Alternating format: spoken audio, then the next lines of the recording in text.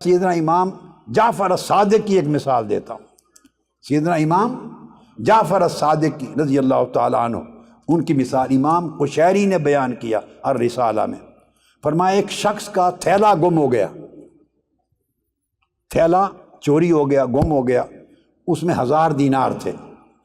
ہر طرف دوڑتا دیکھتا کہ کون لے گیا ہو، اچانک اس جگہ آیا تو دیکھا کہ سیدنا امام جعفر الصادق رضی اللہ تعالیٰ عنہ نماز پڑھ رہے ہیں، نماز پڑھ رہے ہیں۔ اس نے آپ کو پکڑ لیا، اس نے سمجھا یہ کھڑا اسی جگہ، اسی نے میری چوری کی ہے اور اب نماز پڑھنے لگ گئے۔ اس نے پکڑ لیا، جب نماز سے فارغ ہوئے اس نے کہا کہ آپ نے میرا تھیلا چوری کر لیا۔ سیدنا امام جعفر الصادق رضی اللہ تعالیٰ عنہ نے اس کو یہ نہیں فرمایا کہ میں نے نہیں کیا۔ پتہ چل گیا اب اس غریب کا چوری تو ہو گیا ہے۔ آپ نے پوچھا اس میں تھا کیا؟ اس نے کہا 1000 دینار تھے۔ فرمایا میرے ساتھ آؤ۔ گھر لے گئے، اندر جا کے 1000 دینار اس کو دے دی۔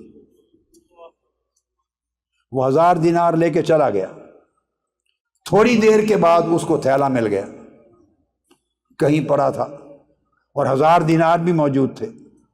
وہ جب تھیلا مل گیا، پیسے مل گئے، وہ شرمندہ ہو کے واپس آیا آپ ہی کے پاس، کہنے کہ مجھے معاف کر دیں، میرا تھیلا مجھے مل گیا، میرے پیسے بھی سلامت ہیں، لے لیں۔ آپ نے فرمایا نہیں، ہم جب دے دیتے ہیں تو واپس نہیں لیتے، جب کسی کو دے دیتے ہیں تو واپس نہیں لیتے۔ وہ چکرا گیا۔ اس نے ساتھ والے لوگوں سے پوچھا یہ شخص ہے کون؟ اس کو پہلے معلوم نہیں تھا یہ کون شخص ہے۔ فرمایا یہ جعفر بن محمد ہے، حضور علیہ السلام کا گرینڈ سن ہے، یہ آقا علیہ السلام کا نماز۔ یہ فتوت ہے۔